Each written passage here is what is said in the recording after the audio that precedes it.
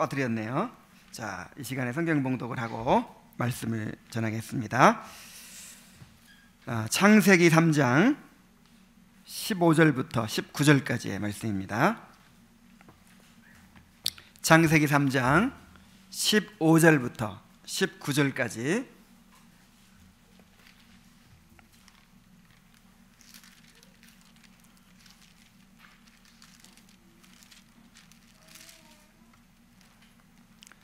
자, 하나님의 말씀을 들으십시오.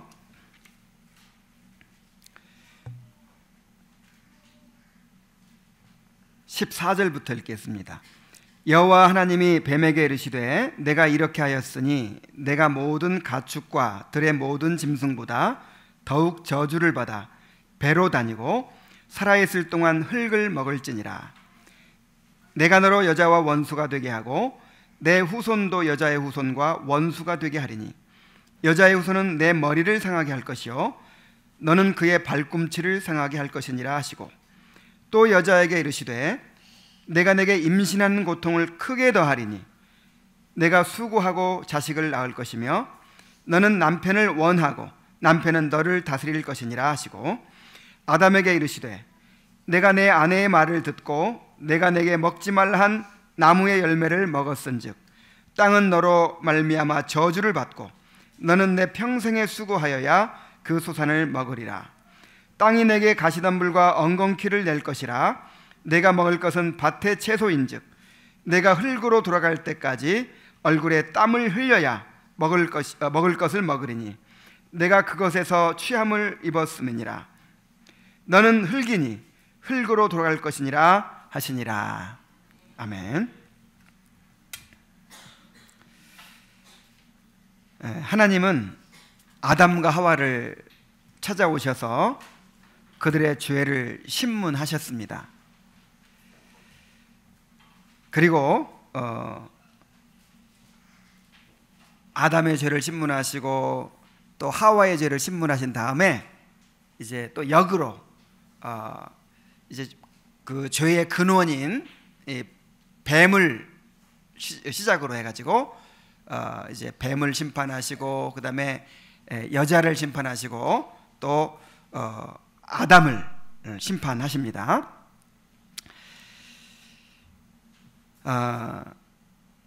이러한 하나님의 죄에 대한 심판으로 인해서 우리 인간은 이제 죄와 비참의 상태에 빠져서 그렇게 살아가게 되었습니다.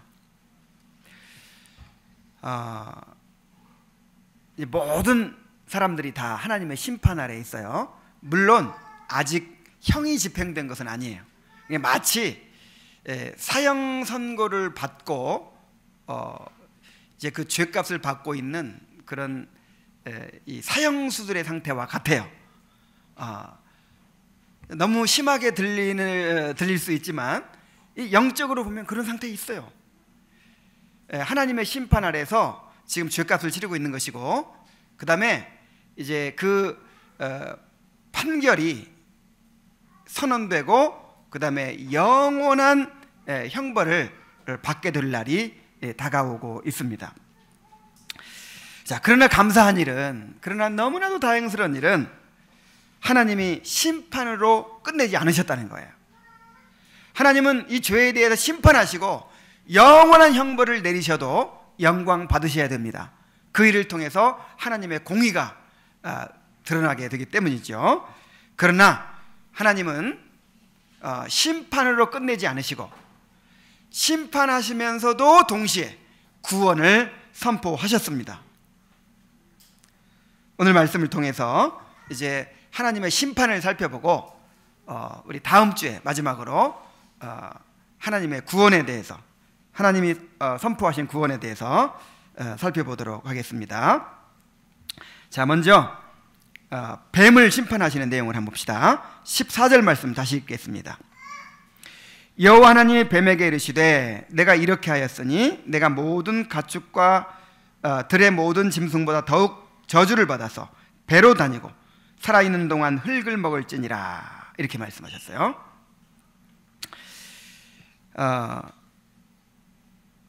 뱀은 모든 동물보다 저주를 받았습니다.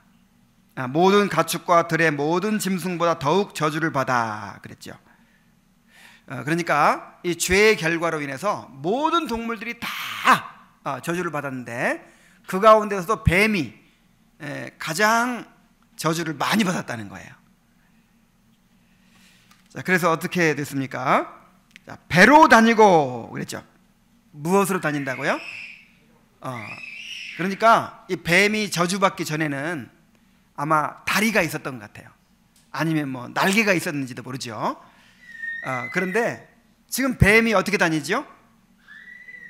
이 배로 미끄러져 다녀요. 이것이 이제 저주의 결과입니다. 그리고 살아있는 동안 흙을 먹을지니라 그랬죠.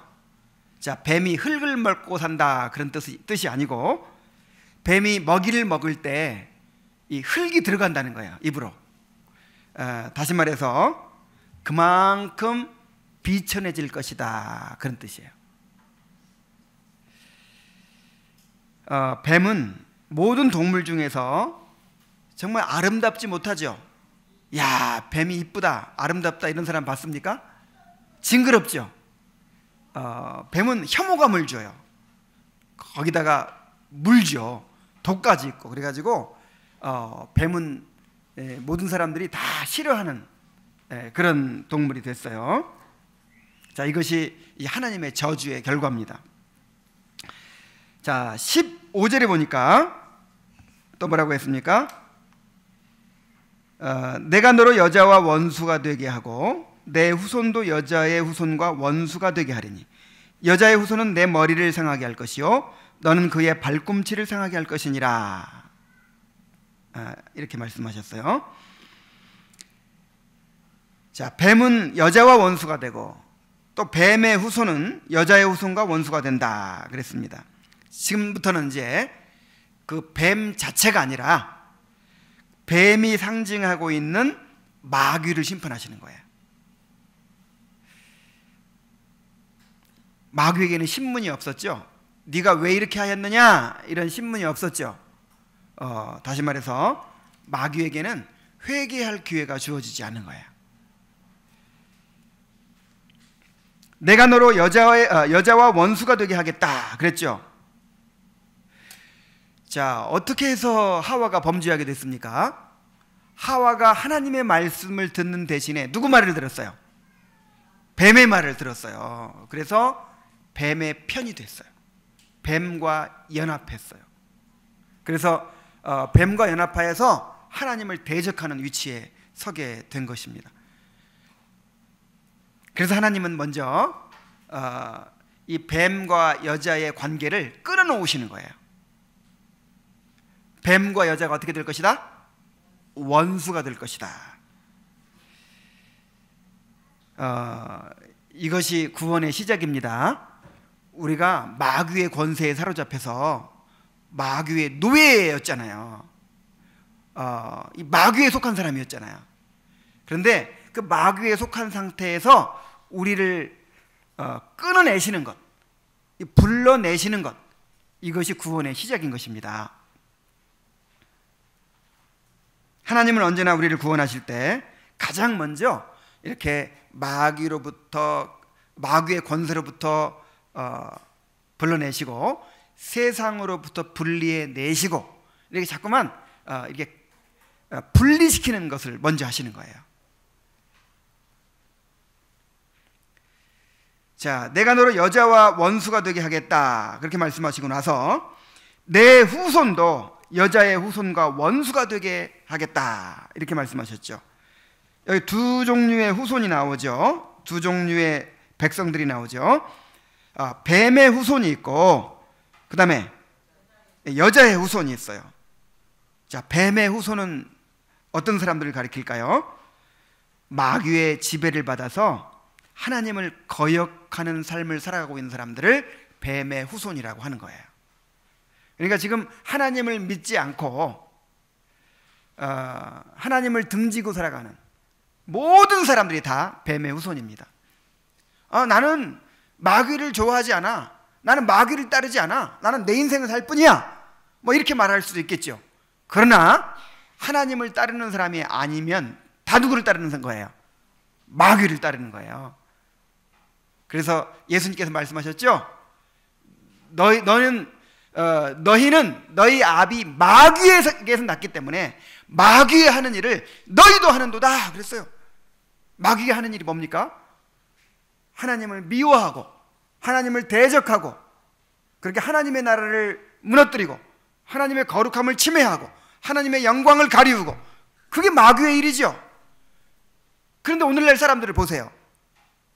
하나님의 영광을 가리우고 하나님의 거룩함을 침해하고 하나님을 거역하고 하나님을 미워하고 하나님을 피하여 숨고 온갖 죄를 저지르면서 그렇게 살아가고 있잖아요. 마귀의 일을 하고 있는 거예요. 그래서 이런 사람들이 누구의 후손이라고요? 뱀의 후손, 마귀의 후손이라고요. 마귀의 자녀들이라고요. 자, 그 다음에 여자의 후손은 누굴까요? 이제 여자는 이제 뱀과 분리해 냈으니까 구원받은 거죠. 구원하시는 거죠. 그래서 이 여자의 후손이라는 말은 마귀의 지배를 벗어나서 하나님 편에 서게 된 하나님의 백성들을 가리킵니다. 인류 역사는 이 두 후손 사이에 싸움의 역사가 되어 왔어요. 즉 뱀의 후손이 여자의 후손을 박해하는 그런 역사죠. 맨 처음에 어디서부터 그런 일이 일어났습니까? 가인과 아벨이 있죠. 가인은 뱀의 후손이에요. 그래서 자기 의의를 세우고 자기 노력으로 뭔가 인정을 받으려고 하고 그렇게 하나님의 의의를 받아들이지 않습니다. 그런데 아벨은 이제 믿음으로 제사를 드렸죠. 아벨은 자신의 죄를 깨닫고 하나님의 의의를 의지해서 이제 제사를 드렸어요. 그런데 누가 누구를 핍박했습니까? 가인이 아벨을 핍박해서 아벨을 죽였잖아요. 이것이 인류의 역사예요.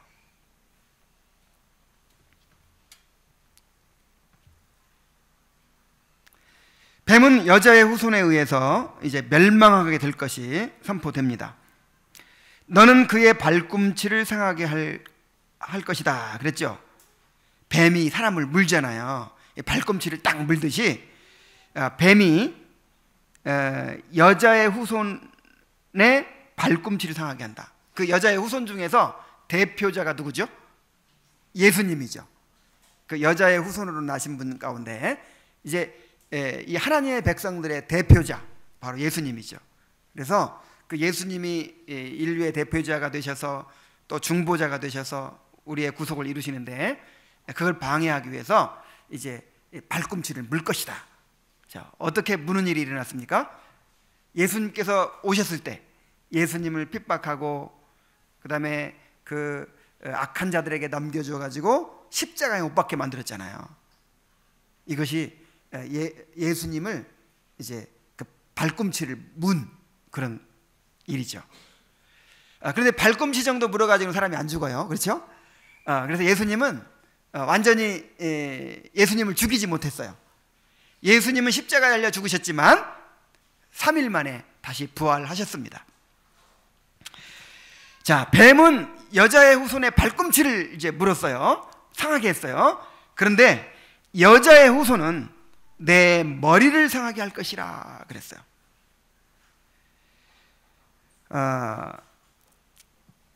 여자의 후손 중에 대표자이신 예수님이 십자가를 통해서 마귀의 권세를 결정적으로 깨뜨리실 것을 말씀하신 것입니다. 발꿈치 정도 상해가지고는 사람이 안 죽죠. 그러나 머리를 상하면 어떻게 돼요? 죽어요.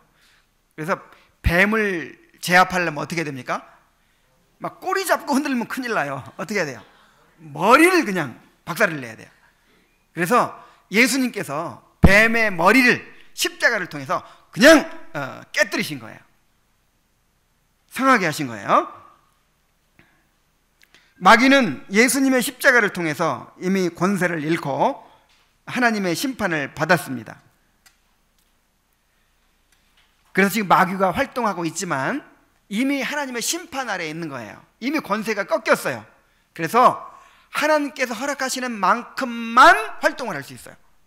그리고 하나님께서 이제 심판하실 때까지만 활동을 할 수 있어요. 장차 하나님의 심판대에서 영원한 형벌을 선고받고 이제 영원한 지옥의 형벌을 받게 될 것입니다. 원래 지옥이라는 곳이 마귀를 위해서 예비된 곳이에요. 이 지옥은 이 마귀와 또 그를 따르는 모든 그 타락한 천사들을 하나님께서 벌 주시기 위해서 만드신 곳이 지옥이에요. 그런데 마귀의 말을 듣고 마귀 편이 된 사람들은 마귀와 함께 지옥에 들어가게 되는 것입니다. 마태복음 25장 41절을 보면 예수님께서 이렇게 말씀하셨어요. 또 왼편에 있는 자들에게 이르시되 저주를 받은 자들아 나를 떠나 마귀와 그 사자들을 위하여 예비된 영원한 불에 들어가라 그랬어요. 여러분, 그 마귀와 그 사자들을 위해 예비된 그 지옥불이 얼마나 무섭겠어요. 마귀를 벌 주려고 만든 지옥인데. 그런데 그 마귀가 벌받을 그 지옥에 마귀의 말을 듣는 자들도 같이 들어가게 되는 거예요.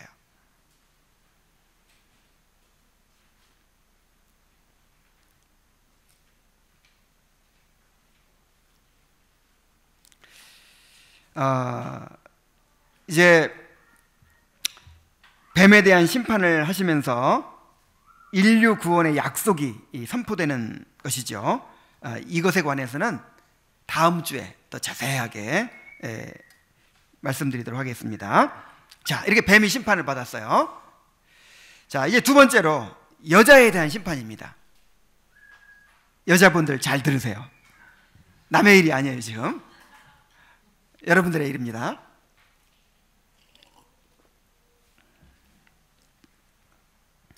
16절입니다. 또 여자에게 이르시되 내가 내게 임신하는 고통을 크게 더하리니 내가 수고하고 자식을 낳을 것이며 너는 남편을 원하고 남편은 너를 다스릴 것이니라 그랬어요. 이게 지금 여자의 팔자예요. 여자의 운명이에요. 자, 먼저 임신하는 고통을 크게 더한다 그랬죠. 임신하는 고통이라는 게 뭐냐면 자녀를 잉태하고 출산하고 양육하는 과정에서 겪는 모든 고통을 말하는 것입니다. 단지 임신만이 아니라 그 자녀를 키우는 모든 과정에서 겪는 고통을 말하는 거예요.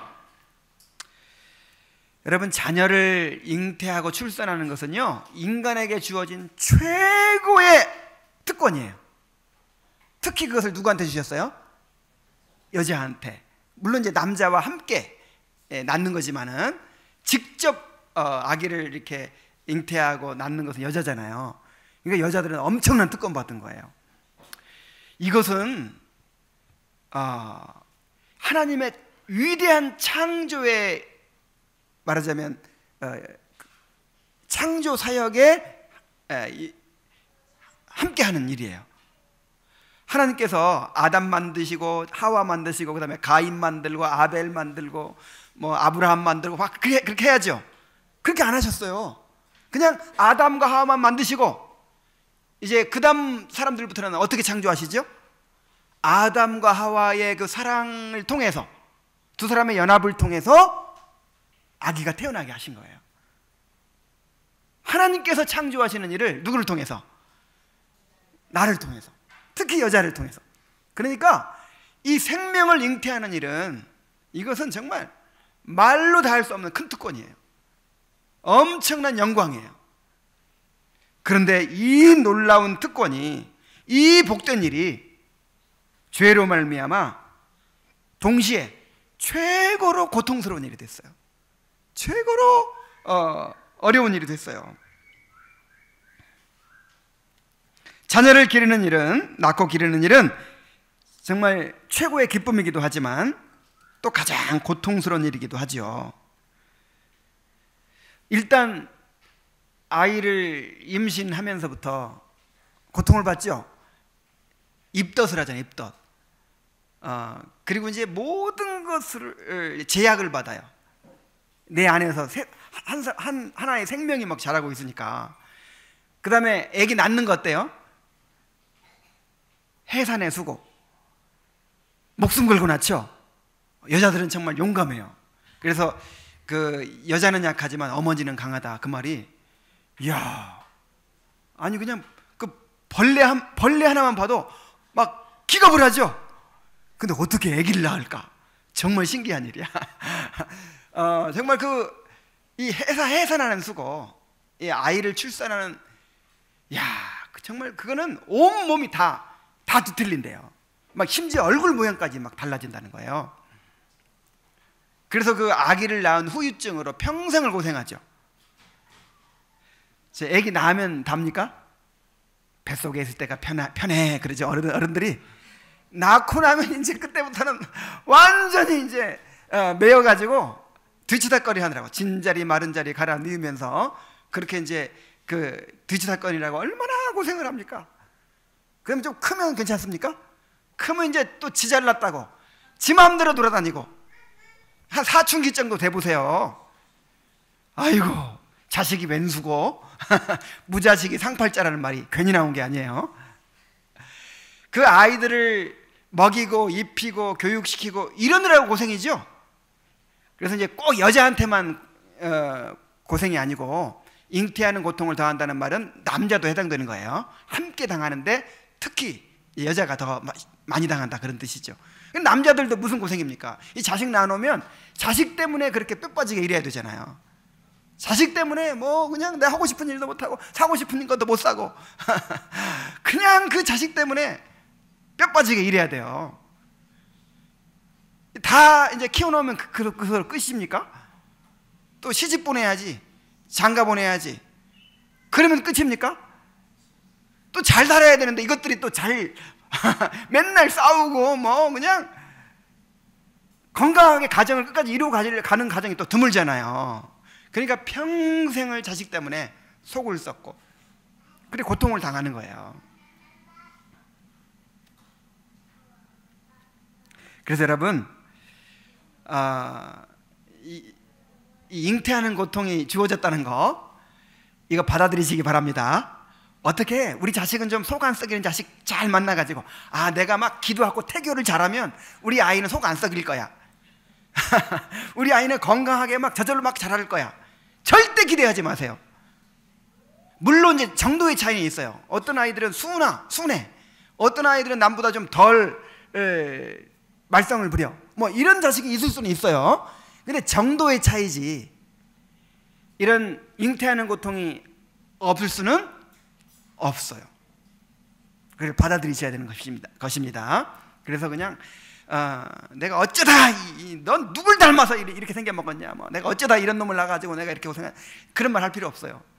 이거 누가 정하신 거예요? 하나님이. 그래서 절대로 자식 자랑은 할 수 없다고 하잖아요. 자식 두고 큰 소리 칠 수 없다고 하잖아요. 저는 그런 사람을 많이 봤어요. 제가 아는 어떤 목사님은 정말 존경받는 그런 목사님인데, 항상 그렇게 가정교육을 이렇게 해야 된다고 하고 뭐 그냥 그렇게 막 가르치고 그렇게 막 열을 올리면서 외치고 막 그랬어요.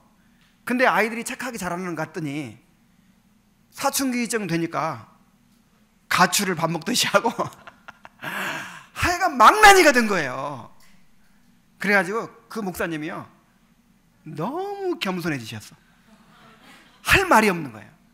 아니 그분이 뭐 잘못해서 그렇게 된 거 아니에요. 그렇게 가정 예배를 잘 드리고 그렇게 교육 열심히 잘 지키고, 그래서 내가 교육 잘 지키면 잘 될 거다, 그것도 보장할 수 없어요. 이것도 교만이야. 다윗은 경건했죠. 다윗 자식들 어떻게 됐나요? 사무엘 자식들 어떻게 됐나요? 그래서 그 뭐 자녀 교육 뭐 세미나 뭐 있고 뭐 간증하는 사람들 있죠. 자식은 이렇게 키워라, 막 이렇게 하면 이렇게 자란다. 나는 정말 그거 정말 자기 의의를 세우는 것이 많다고 생각해요. 만약에 자식이 잘 자랐으면 하나님의 은혜입니다. 하나님의 은혜예요. 내가 그렇게 막 해가지고 그렇게 된 거 아니에요.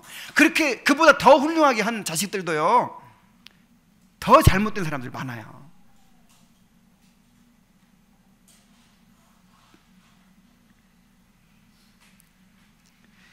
자, 그런데 한편으로 생각하면요, 우리 인간이 타락했잖아요.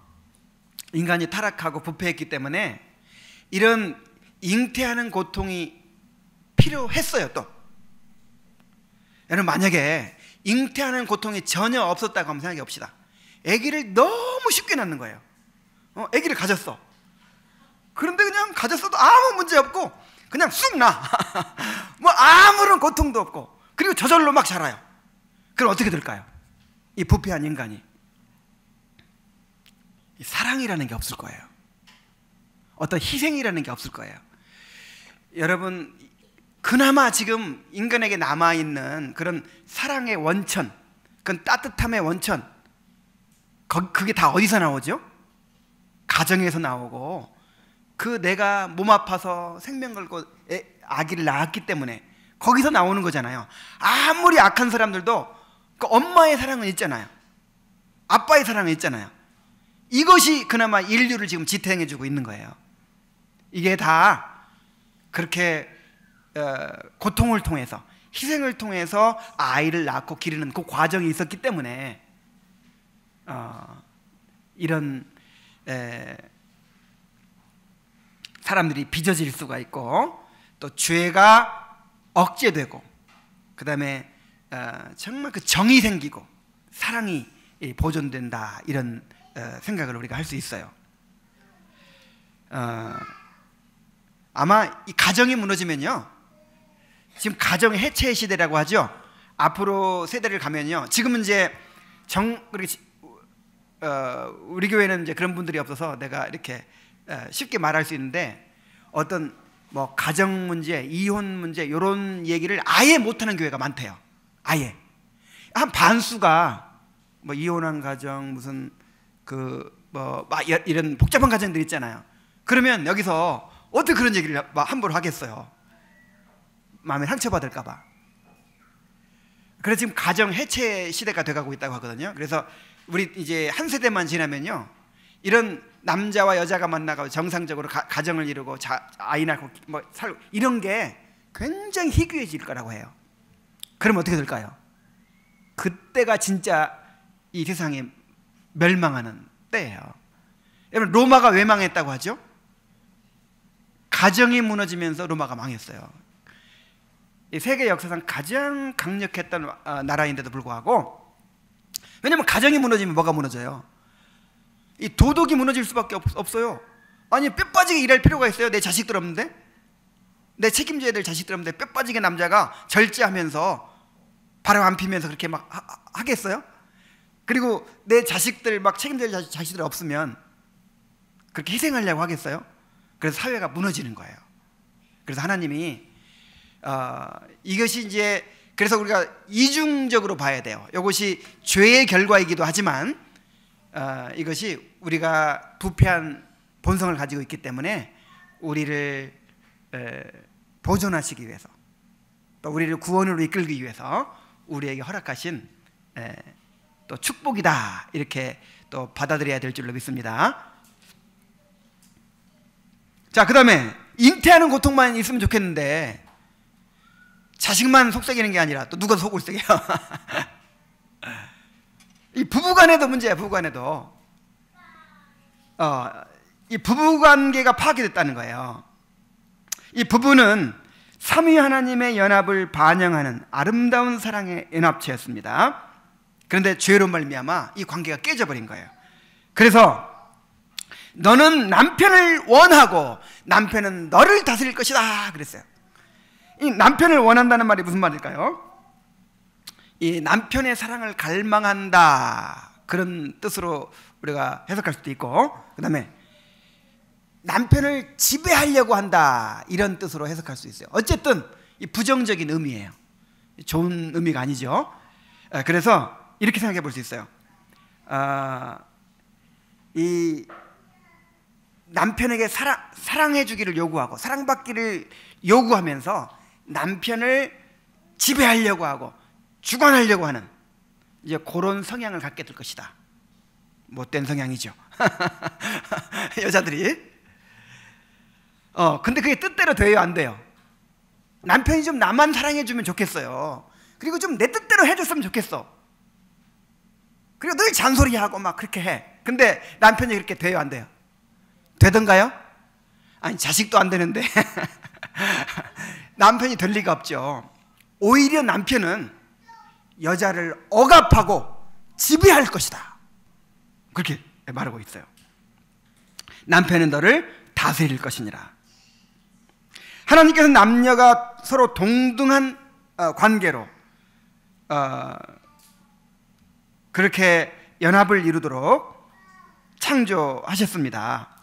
하나님이 주신 질서 가운데 서로 조화를 이루도록 그렇게 결합시키셨어요. 그러나 죄의 결과로 인해서 남자와 여자의 관계는 이렇게 갈등 관계가 된 것입니다. 여자들은 남편이 자기 뜻대로 좀 됐으면 좋겠어, 좀 나만 사랑해 줬으면 좋겠어, 이렇게 원해, 남편을. 그런데 남편은 어떻게 한다고요? 억압하고 지배한다고요.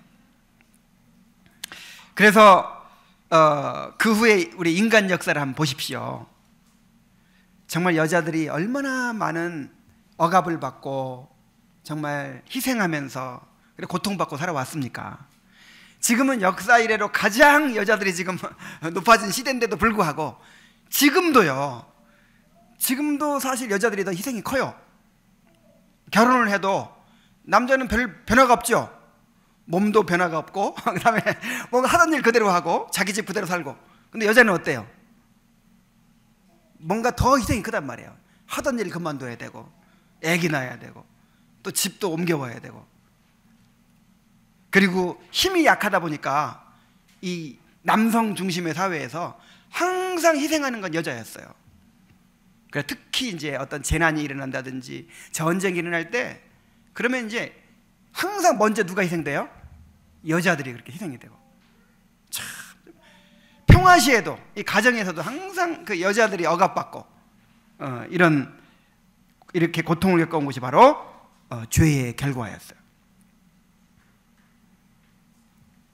그러나 구원받은 성도들은 남녀 관계에 있어서도 하나님이 창조하셨던 그 아름다운 관계를 회복해야 될 줄로 믿습니다. 그러니까 하나님께서 이렇게 살기를 원한다 그 뜻이 아니라 죄의 결과로 이렇게 될 수밖에 없다 그런 뜻이죠. 그러니까 구원받은 하나님의 백성들의 삶에서는 남녀 관계가 다시 회복되어야 되는 것입니다. 그렇게 여자가 남자를 지배하려고 하고 또 남자가 힘으로 막 여자를 억압하고 이런 관계가 돼서는 안 된다는 말이에요.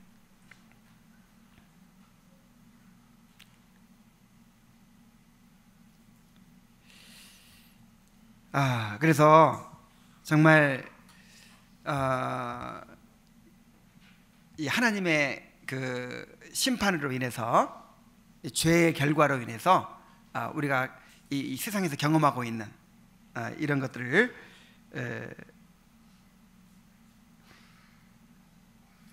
또 바라봐야 되겠죠.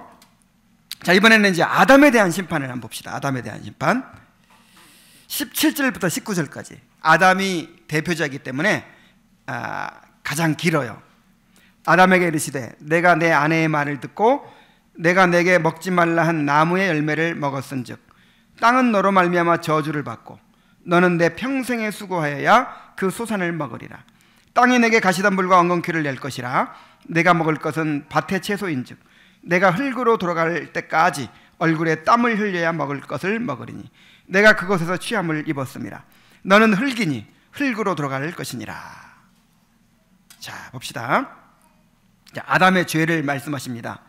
내가 내 아내의 말을 듣고 내가 내게 먹지 말라 한 나무의 열매를 먹었은즉, 그러죠? 자, 아담이 선악과를 먹은 것은 누구 말 들어서 그래요? 아내의 말 들어서 그래요. 누구 말 들어야 되는데? 하나님의 말씀을 들어야 되는데 아내의 말을 들어서 그래요. 근데 그렇다고 아내의 말 듣지 말라는 게 아니에요. 아내의 말을 잘 들어야 돼요. 근데 아내의 말이 어디서 온 말이냐, 이게 중요해. 자, 아내의 말은 누구의 말이었어요? 하와의 말은 누구의 말이었어요? 마귀의 말이었어요. 마귀의 말. 그러니까 아담이 하와의 말을 들은 것은 누구의 말 들은 거예요? 마귀의 말 들은 거예요. 이게 중요해요. 하나님의 말씀을 듣기보다 마귀의 말을 듣기 때문에 죄를 범하게 된 것입니다. 그래서 정말 우리가 누구의 말을 듣고 사느냐가 너무너무 중요한 거예요. 누구의 말에 귀 기울이고 사느냐. 우리가 이 세상의 말을 듣고요, 자, 이 여론의 귀를 기울이고, 사람들이 뭐라고 하느냐 하는 여론의 귀를 기울이고, 이 세상의 귀를 기울이고, 결국 누구한테 귀를 기울이는 거예요? 마귀에게 귀를 기울이고 마귀의 말을 듣고 살면 어떻게 되겠어요? 이제 하나님과 원수가 되겠죠.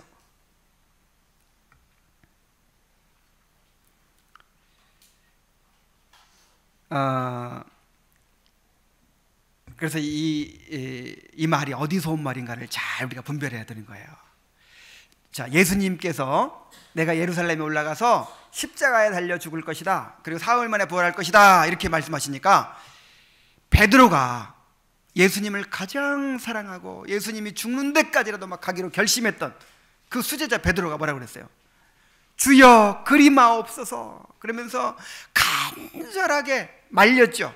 주님, 절대로 그렇게 해서는 안 됩니다. 어쩌려고 이러십니까? 그래서 예수님께서 뭐라고 하셨어요? 아유, 그래도 너밖에 없구나. 나 생각해 주는 거 너밖에 없구나 그랬어요? 그리 마옵소서, 이건요, 예수님을 정말 사랑해서 한 말이에요. 예수님을 위해서 한 말이에요. 그런데 예수님 말씀하셨어요. 사탄아 물러가라. 네가 하나님의 일을 생각지 아니하고 사람의 일을 생각하는도다. 그래서 이 말이 나에게 얼마나 달콤하냐, 얼마나 위로가 되느냐, 나에게 좋은 말이냐, 이게 중요한 게 아니에요.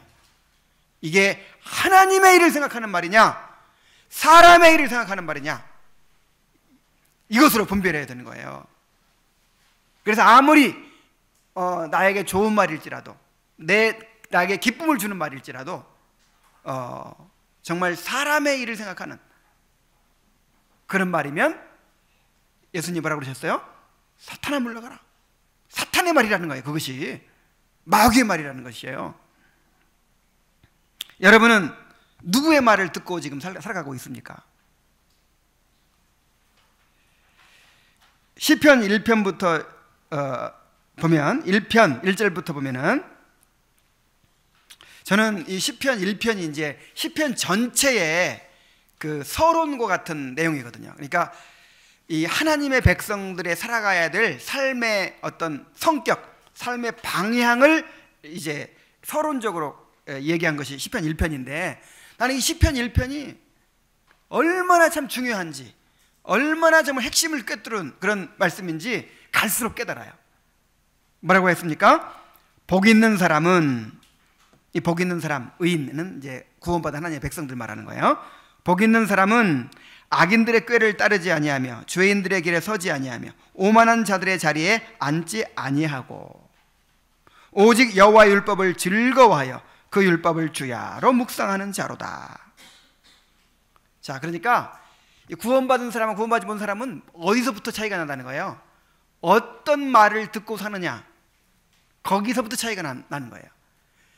구원받지 못한 사람은 어떤 말을 듣고 살아요? 악인의 꾀를 쫓아요. 악인의 꾀가 뭡니까? 이 자기 뜻대로 살아가는 사람들, 이게 여기서 말하는 거예요. 이 자기 뜻대로 하나님의 말씀을 찾기보다 자기 뜻대로 살아가는 사람들이 악인이에요. 근데 죄인의 길에 서지 아니하며, 이 하나님을 거역하고 하나님 등지고 살아가는 사람들의 그 삶의 방식, 이 방법을 말하는 거예요.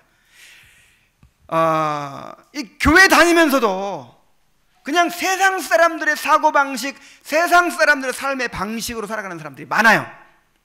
이 교인들 교제하는 거 가만히 들어보면요, 이제 뭐 싸우는 일이 있었고 뭐 부부간에 무슨 문제가 있었고 뭐 애들이 어떻고 그러면 그건 이렇게 해.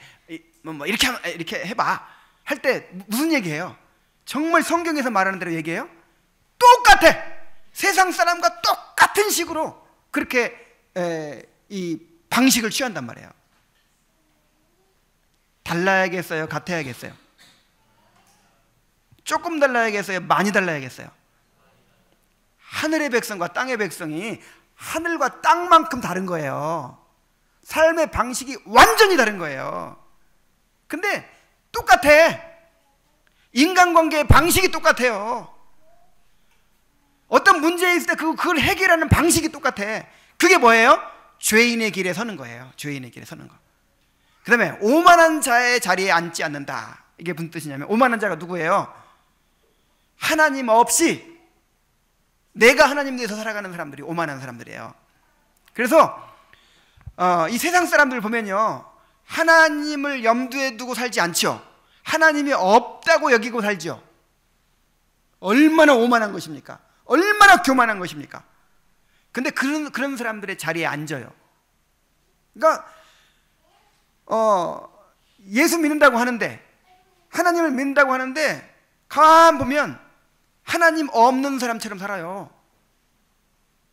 하나님을 무시하고 살아요.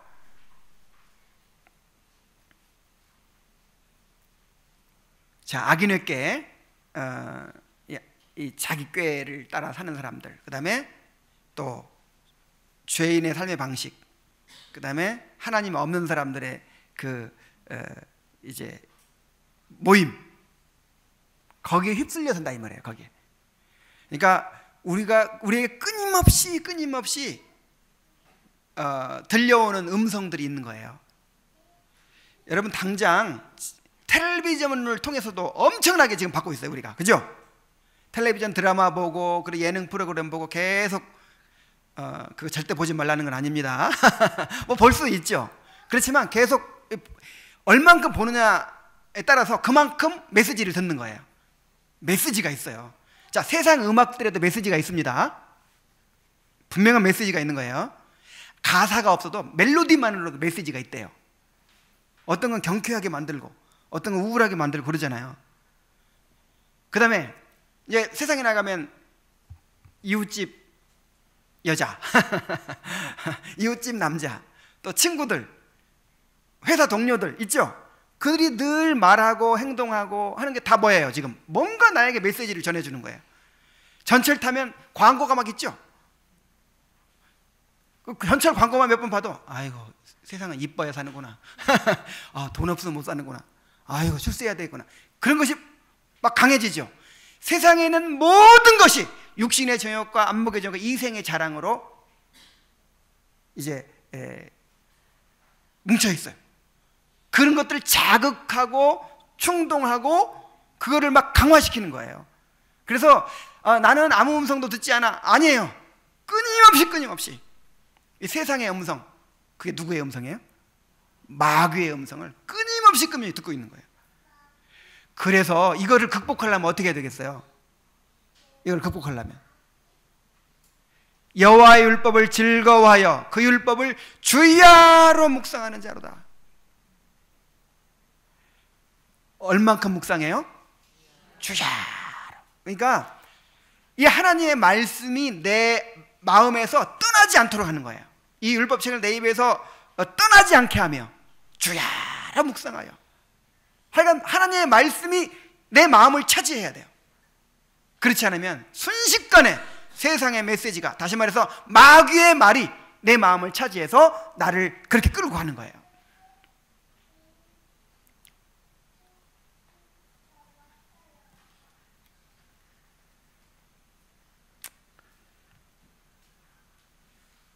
여러분 늘 강조하지만은 말씀을 들으세요. 말씀을 반복해서 말씀 들으시고 그 말씀이 나를 지배하도록 하세요. 항상 이 말씀이 이렇게 약해지고 사라지는 순간 그냥 세상의 메시지가 와가지고 가끔 그럴 때 있죠. 가끔 마음이 허무해지고 가끔 내가 뭐하고 살고 있나 생각이 들고 갑자기 불안해지고 이게 틀림없어. 지금 뭐가 없어진 거예요? 지금 말씀에서 떠난 거예요. 지금 이 율법책을 율법책이 아니라 여호와의 율법을 즐거워하여 그 율법을 주야로 묵상하라니까. 그것이 우리의 살 길이에요. 거기서부터 삶의 방향이 달라지는 거예요. 그래서 나중에 끝에 가면 어떻게 돼요? 이 세상의 음성만 계속 듣고 사는 사람과 하나님의 말씀을 듣고 사는 사람이 끝에 가서 어떻게 돼요? 결국 지옥이냐 천국이냐 이게 이제 갈라지는 거예요. 결국 마귀의 말에 귀 기울이지 말고 하나님의 말씀에 귀 기울이는 그런 삶을 살게 되시기 바랍니다. 자, 이게 아담의 죄였는데 이 아담의 죄로 말미암아 땅이 저주를 받았어요. 뭐가? 땅은 너로 말미암아 저주를 받고, 이 땅은 무엇을 가리키냐면 하나님께서 창조하신 창조 세계를 가리켜요. 모든 피조물을 가리켜요. 이 모든 피조물은 아담에게 이제 주관하도록 맡겼거든요. 하나님께서 위임했거든요. 그래서 아담이 머리예요. 모든 피조물의 머리가 아담이에요. 그래서 이 머리가 죄로 말미암아 죄로 오염되고 심판을 받기 때문에 그 머리에 속한 모든 피조물까지 다 심판을 받게 되는 것입니다. 창조 세계가 본래의 아름답고 조화로운 상태에서 벗어나 병들고 오염되고 파괴되었습니다. 그래서 보세요. 오늘날 이 세계를 보세요. 이 한대와 열대, 어떤 데는요 너무너무 추워가지고 살 수가 없어. 그냥 얼음덩어리야. 얼음으로 다 그냥 덮여있어. 그런가 하면 또 어떤 지방에 가면 어때요? 너무 뜨거워가지고 살 수가 없어. 하나님 원래 이렇게 만들었을까요, 세상을? 또 어떤 지역은 비가 오질 않아요. 이 중동 지방을 이렇게 비행기 타고 쭉 가보면은 하여간 몇 시간을 가도 시뻘건 곳밖에 없어요. 막 여기 봐도 저기 봐도 다 시뻘건 곳밖에 없어. 정말 너무 황폐하고 너무 비참해요. 사람이 살 수도 없고. 그런가 하면 또 어떤 곳은 지나치게 물이 많아가지고 비가 많이 와가지고 살 수가 없는 그런 곳이 있죠. 그 다음에 거친 사막과 광야 같은 것도 생겨나고, 약육강식의 세계가 되고, 정말 그 동물의 왕국을 보세요. 어쩌면 그렇게 잔인합니까? 그 사냥을 할 때 꼭 새끼들을 이렇게 힘없는 새끼들을 사냥하더라고요. 정말 잔인하게 그냥 살아있는 채로 먹어요. 그냥 이렇게 숨 이렇게 비명 지르고 있는데 그냥 뜯어 먹어요. 막 이렇게 만드셨을까요, 하나님이? 이게 죄의 결과란 말이에요. 자연재해를 보세요. 이 홍수나 가뭄이나 그다음에 쓰나미 같은, 거기다가 인간의 욕망으로 인해서 자연이 파괴되고 있습니다. 대기가 오염되고 수질이 오염되고 오존층이 파괴되고 지구가 온난화돼 가지고 이 북극의 눈물, 아마존의 눈물이 생기고, 그제 신문에 보니까 북극곰이 먹을 것이 없으니까 곰 새끼를 잡아먹어요. 그거 봤죠? 그래도 어미는 자기가 낳았으니까 그래도 보호하려고 해요. 근데 이 순놈의 문제야 항상. 아빠가 잡아먹어요. 정말 비참해요. 그래서 로마서 8장 19절로 22절에 보면은 이렇게 말씀했어요. 피조물이 고대하는 바는 하나님의 아들들이 나타나는 것이니 피조물이 허무한 데 굴복하는 것은 자기 뜻이 아니요 오직 굴복하게 하시는 이로 말미암음이라. 그 바라는 것은 피조물도 썩어짐의 종으로 탄서 해방되어 하나님의 자녀들의 영광의 자유에 이르는 것이니라. 피조물이 다 이제까지 함께 탄식하며 함께 고통을 겪고 있는 것을 우리가 아느니라. 자, 여러분, 자연이 아름답다 막 그러죠? 물론 아름답기도 하죠. 하나님께서 창조하신 세계에 그 이제 흔적이 있으니까 물론 아름답기도 한데, 아름다운 것만 봐서는 안 되죠. 우리는 죄로 말미암아, 인간의 죄로 말미암아 인간과 함께 탄식하며 함께 고통을 겪고 있는 이 창조 세계를 바라봐야 돼요. 이 창조 세계를 바라보면서 탄식하고 있구나, 정말 고통을 겪고 있구나. 로마서 8장에 보면은 3자의 탄식이 나오죠. 자, 맨 처음에 누가 탄식해요? 성도들이 탄식해. 성령의 처음 익은 열매를 받은 우리까지도 속으로 탄식해요. 여러분, 이 땅에서는 탄식할 수밖에 없습니다. 탄식이 없는 삶이 있을 수 있어요, 없어요? 없어. 죽을 때까지 우리는 탄식하며 살게 돼요. 그 다음에 이 성도들만 탄식하는 게 아니라 모든 피조물이 탄식해. 그 다음에 누가 탄식해요? 성령께서 말할 수 없는 탄식으로 우리를 위해 기도하세요. 지금 이 땅에 사는 삶이 그래요. 모든 인간이 탄식하고 모든 피조물이 탄식하고 우리의 구원을 완성해 가시는 과정에서 성령이 말할 수 없는 탄식으로 우리를 위해 기도하고 계시는 거예요. 자, 이렇게 땅이 저주를 받았기 때문에 아담은 수고하고 땀 흘려야 생존할 수 있게 됐습니다. 내 평생에 수고하여야 그 소산을 먹으리라 그랬죠. 자, 원래 인간에게는 이거 수고로운 노동이 없었어요. 이런 수고로운 노동은 죄의 결과로 생겨난 것입니다.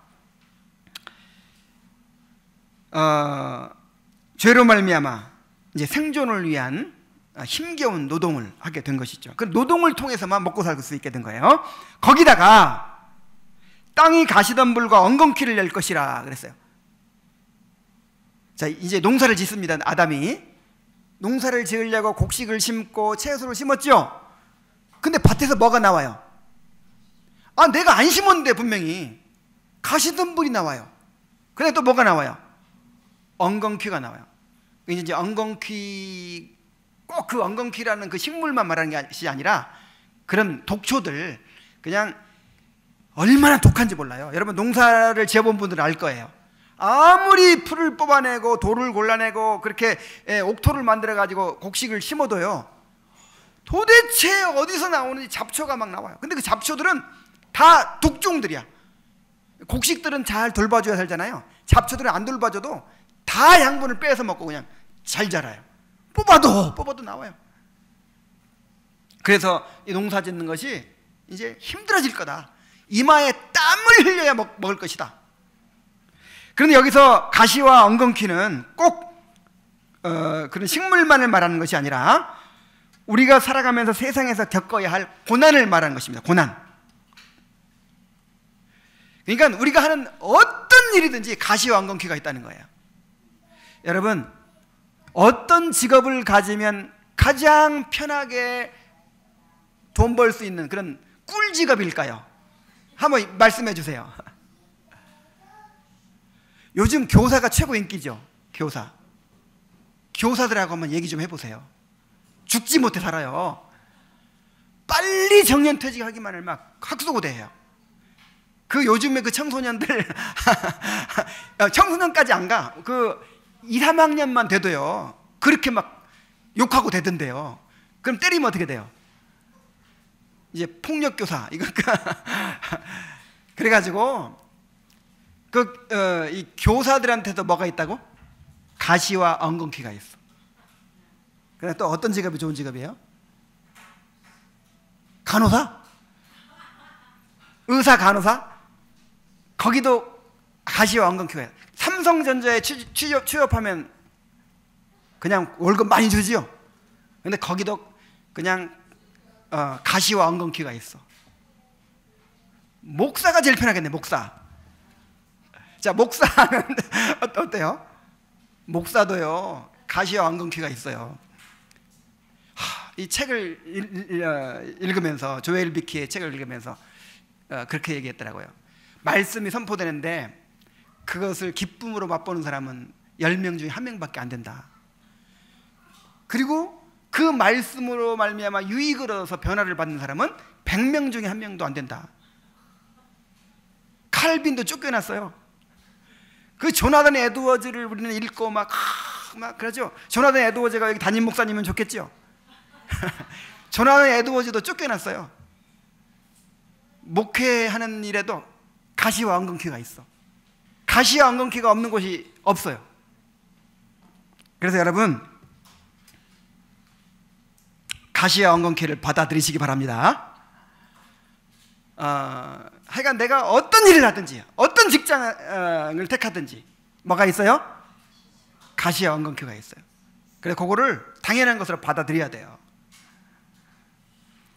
자, 아까도 말씀드렸지만 이것이 꼭 저주만이 아니에요. 이것이 이제 죄의 결과로 온 것이지만은 우리가 부패한 죄인이기 때문에 이게 또 필요해요. 만약에 우리에게요 너무너무 편한 직장이 생겼어. 그냥 일주일에 3일만 일하면 나머지는 놀 수 있어. 3일도 그냥 대충대충 일해도 월급 줘. 자, 그런 직장에 취업했다. 그럼 어떻게 될까요? 시간 많이 남으니까 막 성경 열심히 읽고 막 교회 열심히 나오고 막 그러겠죠? 여기 있을 사람 하나도 없어. 전부 인간은요 시간 많이 남고 돈 많이 있고 여유 있으면 뭐 하는데 바빠요? 죄 지는데 이제 다 사용하는 거예요. 여러분 건강해 보세요. 잠 안 잡니다. 막 강철 같은 체력에 막 건강해 보세요. 절제할 필요가 없어요. 잠 안 자요. 막 지금 우리가 이렇게 이 가시와 엉겅퀴 때문에 직장에서 맨날 깨지고 막 이런 것 때문에 막 좀만 잘못하면 막 잘리고 막 이런 것 때문에 절제하며 살고요. 그 다음에 겸손하고요. 죄가 억제돼요. 죄가 억제되고 그 다음에 자신의 죄와 비참의 상태를 깨닫고 구원을 갈망하게 됩니다. 그리고 하나님을 바라보고 천국을 사모하게 되는 것입니다.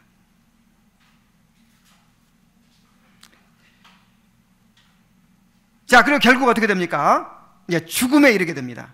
너는 흙이니 흙으로 돌아갈 것이니라. 그래서 결국은요 인간은 고난받다가 죽게 돼 있어요. 지금 죽어가는 과정 가운데 있어요. 전부 사형 선고를 받고 지금 죽는 거예요. 죽음은 결코 자연스러운 것이 아닙니다. 죄의 결과로 온 것입니다. 그래서 누구도 죽음을 피할 수 없다는 것은 모든 사람이 죄인임을 증명하는 것입니다. 근데 무서운 것은 육체적으로 죽는 것만 있는 게 아니에요. 죽음은 세 가지가 있다고 했죠. 첫째는 영적인 죽음이 있습니다. 하나님과 우리의 영혼이 분리된 상태를 영적인 죽음이라고 해요. 두 번째로는 육체적인 죽음이 있어요. 이제 우리가 뭐 늙어 죽든지 병들어 죽든지 하면 육체와 영혼이 분리되죠. 그게 육체적인 죽음이에요. 육체적으로 죽으면 그것도 끝입니까? 이제 영원한 죽음이 있어요.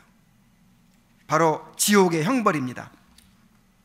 하나님의 은혜와 자비가 전혀 역사하지 않는 곳, 죄가 극대화되어서 막 폭발하듯이 드러나고 그 죄에 대한 하나님의 무서운 진노만이 있는 곳, 그것이 바로 지옥인데 그 지옥의 형벌을 받게 되는 것입니다. 그래서 이 땅에 살아가는 동안 구원받아야 돼요. 자, 이 땅에서 우리가 어떻게 살아가야 되겠습니까? 우리는 저주받은 세상에 살고 있습니다. 지금 저주 아래 살고 있어요. 하나님의 심판받은 세상에 살고 있어요. 그래서 우리는 죽어가고 있어요. 지금 뭐 여자는 25부터 늙어가기 시작한대요. 남자는 27살부터 늙어간대요. 이제 점점 늙어가죠. 그러면서 병들죠. 막 이도 막 이제 빠지고 머리도 이제 빠지고 하여간 온몸의 기능이 점점점 약해져 가지고 결국 어떻게 돼요? 병들어 죽어요. 그게 인간의 운명이에요. 그래서 신앙을 가졌다고 해서 이 땅에서 복락이 보장되는 것은 아닙니다. 어떤 사람은 예수 믿으면 병도 안 걸리고 사고도 안 나고 모든 일이 형통하게 된다고 주장하지만은 절대 그럴 수 없어요. 또 어떤 사람들은 예수 잘 믿으면 자녀들이 다 착하게 자라고 부부간에 문제가 없어지고 행복한 가정이 이루어질 것이다. 그래서 이런 현세적인 행복을 성경의 약속으로 제시하는 그런 교회들도 많이 있죠. 그러나 여러분, 우리의 신앙이 이 땅에서의 고난을 없애주지 않는다는 사실을 받아들여야 됩니다. 성경은 절대로 그런 약속을 하지 않았어요. 아무리 예수 잘 믿어도, 아무리 하나님이 사랑하시는 사람이라도 이 땅에서 우리 겪어야 될 잉태하는 고통, 또 가시와 엉겅퀴, 이마에 땀이 흘려 먹는 거, 이거는 피할 수가 없어요. 다만 구원받은 사람들에게는 그 의미가 달라집니다. 구원받지 않은 사람들은 모든 게 심판이야, 모든 게 저주야. 그런데 구원받은 사람들은 이제 그 의미가 달라져서 이제는 그것이 우리의 구원을 이루어가는 하나님의 징계의 수단이 되는 거예요. 훈련의 수단이 되는 것입니다. 하나님께서는 이 땅에서 겪는 이 고통을 통해서 하나님을 찾게 만드시고 또 우리의 구원을 이루어 가십니다. 그러므로 어떤 환경에서도 여러분 다른 데 소망을 둬서는 안 돼요. 물론 하나님이 너무 자비하시기 때문에 이렇게 이 땅에서도 잠깐 기쁨을 누리게 하셨어요. 그렇죠? 가정의 기쁨도 누리게 하시고 맛있는 것도 먹으면서 또 좋은 구경도 하게 하시고 일시적으로 잠깐 기쁨을 주셨어요. 근데 그것에 현혹돼 가지고 그냥 그것을 위로로 삼고 그것을 소망으로 삼아서는 안 된단 말이에요. 그러면 사람에게 평안이 없어요. 절대 행복하지 못해요. 내가 애인이 생겨보니까, 남편이 생기니까 뭘 잘해주네? 좀 행복하겠네? 아이고, 내 살 길은 여기다. 그냥 그때부터는 이제 남편을 의지해보자. 어떻게 되겠어요? 야, 돈을 좀 벌어보니까, 하나님이 돈을 주셨는데 돈을 버니까 아이고, 이게 참 괜찮아. 돈 많이 벌면 행복하게지겠구나. 되겠어요? 정말 여러분, 어디에도 우리의 소망을 두어서는 안 됩니다. 어제 그런 묵상을 했어요. 교회가 자꾸 이제 사람이 하나둘 늘어가니까요, 늘어가는 만큼 뭐도 많아져요? 문제도 많아져요. 그래가지고 아이고, 우리 교회 건물만 생겼으면, 우리 교회 사람이 몇십 명만 생겼으면, 막 자꾸 이러죠. 재정만 이제 채워지면. 근데 그 채워지면 행복해져요? 아니야. 또 그 문제가 더 많아. 그래가지고 정말 목회하는 일에도 정말 하나님을 즐거워하고 정말 하나님이 위로가 되고 하나님이 소망이 되고, 이게 아니면 평생 행복할 수 없겠다. 그런 생각을 했어요. 여러분, 하나님께만 소망을 두고 삽시다. 정말 하나님께만 위로를 구하며 삽시다. 우리의 이 살아가는, 지금 얼마 남지 않았어요. 이 남은 동안 정말 구원받아야 되고 또 그 구원을 완성해가는 일이 우리의 삶의 목표라는 사실을 반드시 기억할 수 있기를 바랍니다. 기도하겠습니다.